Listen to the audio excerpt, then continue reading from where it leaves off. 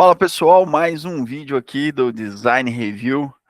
Hoje nós estamos aqui para falar um pouquinho sobre modelagem, sobre fases do BIM. Tudo bem. É Bom isso dia, aí, né, pessoal. Rodrigo? Isso aí. Bom dia, Ronald. Bom dia, pessoal. Tudo bem? Isso aí. Vou falar hoje sobre essa, como o Ronald está levantando aí, vamos falar sobre sobre as fases do BIM, né? Aqui a gente vê, assim, o BIM é dividido dividido, mas ele vai se evoluindo, né? A partir de algumas fases, que são as conhecidas fase 2D, 3D, fase 2D, 3D, 4D. Assim, a gente tem um sequenciamento, né? É, a gente tem essa costume de, quando está trabalhando só em 3D, a gente já viu situações em que as pessoas já consideram o trabalho em 3D já serem BIM. Mas, na verdade, o BIM ele tem uma evolução, né? Você consegue, a partir de uma determinada fase, você consegue ter ter mais maturidade, né, sobre seus projetos, né? Aqui está Isso. colocando aqui na tela, né, sobre 3D, 4D, 5D, 6D e 7D. E o BIM, inclusive, ele avança mais do que isso. Porém, o que a gente vai falar hoje são só sobre três, que são os mais práticos, né, do dia a dia, que a gente consegue ver com Mais mais frequência. palpável, né? Isso, mais Mais fácil palpável. para gente entender como é que funciona. E aqui a Isso. ideia, né, Rodrigo, é dar Uhum. uma resumida e uma entendida prática do que é essas fases do BIM, né? Então a gente vai, vai falar aqui um pouquinho da modelagem paramétrica, um pouquinho de Uhum. planejamento e um pouquinho da parte de construção, né? A parte Ah, do sim. financeiro também, né? Uhum. Entra aí, e essas partes de gestão, né? Indo lá até os gêmeos digitais, né? Sustentabilidade, passa por segurança também, a gente não vai abordar hoje, né, É, Rodrigo? é muito amplo, né? Bom, já passando aqui numa imagem que já começa a melhorar essa restrição, né, que ele vai estar fazendo para poder falar.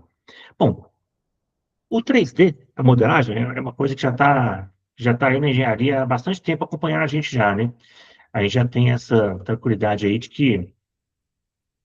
que, vamos falar assim, de quando os softwares começaram a deixar de modelar, deixar de desenhar em 2D e passar a ter a modelagem 3D, já é um tempo bom, né?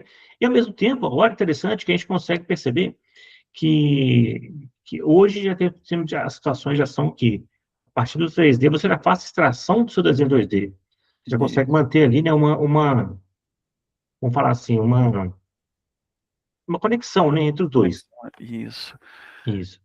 E uma coisa legal também da gente falar do 3D é que o 3D a gente está acostumado só com a modelagem paramétrica, né? Só a Uhum. modelagem, e o 3D a gente já tem muita informação para o 3D deixar de ser só um 3D e ser um 3D BIM, ele tem que ter Uhum. informação, né? Ali, né, a gente colocou aí os exemplos, né? Representação digital, visualização espacial, a coordenação de design, né? Que é a coordenação entre os modelos, que entra aí essa última questão que a gente colocou, que é a detecção de interferência, né? O Clash Ah, Detection que a sim. gente sempre faz aí, né? O Crash Detect, esse já é uma ferramenta que é muito conhecida, né, no próprio Navisworks, mas é uma ferramenta que você tem também ali, tá? Você tem ali no AutoCAD, você tem ali dentro do AutoCAD, está como interfere, né? Dentro lá do Revit já tem como o próprio Fazer Flash mesmo, né? O isso. chat de referências, e os outros softwares também que tem aí, né? O próprio MacroStation, enfim. A gente, a gente conhece melhor aí o software de coordenação de objetos, que seria do Navisworks.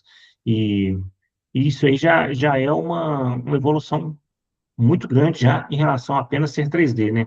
Ou seja, tem aí também a coordenação, tem uma verificação, É o 3D BIM, né? que já é o 3D BIM, né? Que já é uma situação onde cada elemento tem que ter uma identidade. Por exemplo, para você fazer a coordenação, até para o próprio Clash mesmo, você fala assim, está interferindo metálica com mecânica, então a metálica e a mecânica tem que ter uma identidade. O que é metálica? Esse é metálica, esse é mecânica, aquele é o prédio tal, aquele é o equipamento tal, para Isso. saber quem está interferindo com quem, né? Essa seria A parte ainda, vamos falar assim, a parte física, visual, né? Isso, do 3D, né? Do 3D, isso. Aí, se a gente estiver pensando em evolução mesmo, o 4D, seu tempo, né? O cronograma, né? Aí, nesse caso aí, já observando que é o tempo cronograma, não de projeto, né? O tempo cronograma de obras, sempre de uma De simulação de tempo construção, né? de construção, né? Isso, É, ou seja, a partir daí você até consegue perceber uma diferença entre o 3D e o 4D, que o 3D eu consigo já modelando conforme vai sendo calculado. O 4D não, o 4D já tem que ir modelando, já tem que trabalhar a informação conforme isso. será construído, né? E por isso a importância lá no 3D BIM, né, no 3D ter todas as informações para que você consiga atrelar o cronograma de planejamento, né, Uhum, para fazer esses itens aí, que é, né, o planejamento de cronograma, sequenciamento da construção, simulação do tempo de obra e uhum. logística e fluxo de trabalho, que isso aí, simulação do tempo de obra é uma coisa que, quanto mais acertada, ele vai influenciar mais lá no CAPEX, né, no investimento, né, financeiro. Isso. Já entendendo uma coisa interessante aí, que hoje as ferramentas, o Primavera, o Navisworks mesmo, já tem uma conexão do modelo, né? A gente tentar trabalhar uma conexão do modelo com suas planilhas ali em Excel, até os arquivos CSV, os arquivos de Project também, né? Ou Project, seja, Primavera, Primavera já é uma conversa direta que o software já tem entre os softwares de cronograma, né? Que são diretamente de cronograma, e os softwares de modelagem, né? E software de integração, na verdade, né? Não é nem de modelagem, de integração, né? E o que o Ronald falou aí, o fato de você ter um cronograma mais assertivo, isso influencia diretamente lá no custo, né? Ou seja, a gente já está apurando diretamente para o 5D, né? Que é onde, se você já tem um modelo que vai te ajudar a interpretar o cronograma de forma correta, o cronograma de obra, né? O cronograma de construção de forma correta. E se o seu cronograma ele está mais certinho, ele já vai te ajudar ali a trabalhar o 5D, que já seria é, já as estimativas, né? De custo, de complementação de obra, né? isso, né, o controle financeiro, e quando ele fala aí de orçamentação precisa, controle financeiro e análise de viabilidade econômica, o que que ele traz? Ele traz aquela, quando você tem um 3D bem feito, um 4D, que você já tem a sequência da obra, e aí você consegue fazer a estimativa detalhada dos custos, orçamentação, e até quando você vai gastar aquilo, né? Quando você tem o 4D integrado, você vai ter a noção de que quando eu vou precisar investir nesse item.